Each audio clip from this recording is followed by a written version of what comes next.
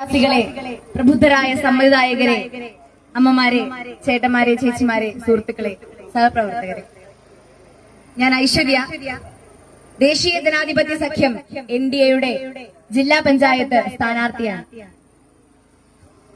ലോകത്തിലെ തന്നെ ഏറ്റവും വലിയ ജനാധിപത്യ പ്രസ്ഥാനമായ ഭാരതീയ ജനതാ പാർട്ടിയുടെ ഒരു എളിയ പ്രതിനിധി എന്ന നിലയിലാണ് ഞാൻ ജനവിധി തേടുന്നത്. നമ്മുടെ രാഷ്ട്രപിതാവ് മഹാത്മാഗാന്ധി വിഭാവനം ചെയ്ത ഗ്രാമസ്വരാജ് എന്ന സങ്കല്പത്തിലൂന്നിയ ത്രിതല പഞ്ചായത്ത് സംവിധാനത്തിന്റെ ആദ്യ കണ്ണിയാണ് ജില്ലാ പഞ്ചായത്ത്. അദ്ദേഹം ഉറച്ചു വിശ്വസിച്ച ഒന്നുണ്ട്, ഇന്ത്യയുടെ ആത്മാവ് അതിന്റെ ഗ്രാമങ്ങളിലാണ് എന്നുള്ളത്.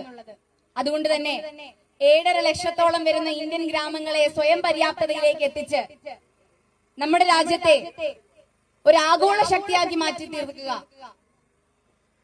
എന്നുള്ള ഒറ്റ ലക്ഷ്യമായിരുന്നു മഹാത്മാഗാന്ധിക്ക് ഉണ്ടായിരുന്നത്.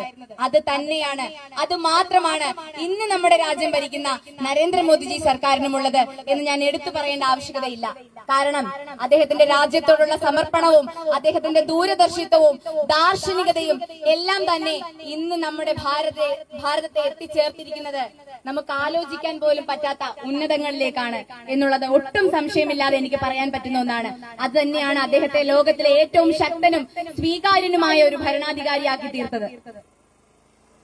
ഏർത്ത് പഞ്ചായത്തിലെ പല വാർഡുകളിലും ഇത് സ്വീകരണം ഉണ്ടായിരുന്നു. അടൂർ ഈയിടയ്ക്ക് വളരെ കൊട്ടിഘോഷിക്കപ്പെട്ട് നവീകരണം നടത്തിയ അടൂർ ഗോപാലകൃഷ്ണൻ റോഡുണ്ട്. ഇരുവശങ്ങളും ഇടിഞ്ഞു താണു കിടക്കുന്ന അവസ്ഥയാണ്. ജനശക്തി നഗറിൽ ശ്രമദാനത്തിലൂടെ വർഷങ്ങൾക്ക് മുമ്പ് ജനങ്ങൾ നിർമ്മിച്ച ഒരു കനാലുണ്ട്. ആ കനാലിൽ അവിടെ ഒരു സ്മാരകം, ആ സ്ഥലത്ത് ഒരു സ്മാരകം പണിയും എന്നുള്ളത് ഇപ്പോഴും വെറും വാഗ്ദാനങ്ങളിൽ മാത്രം ഒതുങ്ങി നിൽക്കുന്ന ഒന്നാണ്.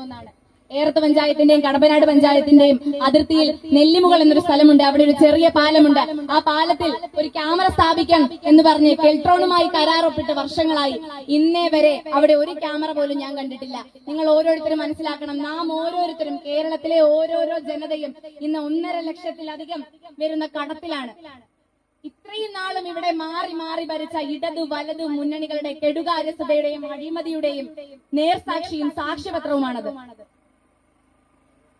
ഈ വാർഡിലെ നിങ്ങളുടെ സ്വന്തം, നിങ്ങളുടെ പ്രിയങ്കരിയായ ശ്രീലേഖ ചേച്ചിക്കാവുന്ന വിധം ഈ വാർഡിൽ വികസനം ചേച്ചി കൊണ്ടുവന്നിട്ടുണ്ട്. ചേച്ചിയുടെ സ്വന്തം വരുമാനം വരെയും ചേച്ചി ഈ വാർഡിന്റെ വികസനത്തിന് വേണ്ടി ഉപയോഗിച്ചിട്ടുണ്ടെന്ന് ചേച്ചി ഹൃദയത്തിൽ തൊട്ട് പറയുന്നുണ്ട്. അത് നിങ്ങൾക്ക് ഏവരോടും ബോധ്യപ്പെടുത്തേണ്ട ആവശ്യമൊന്നുമില്ല.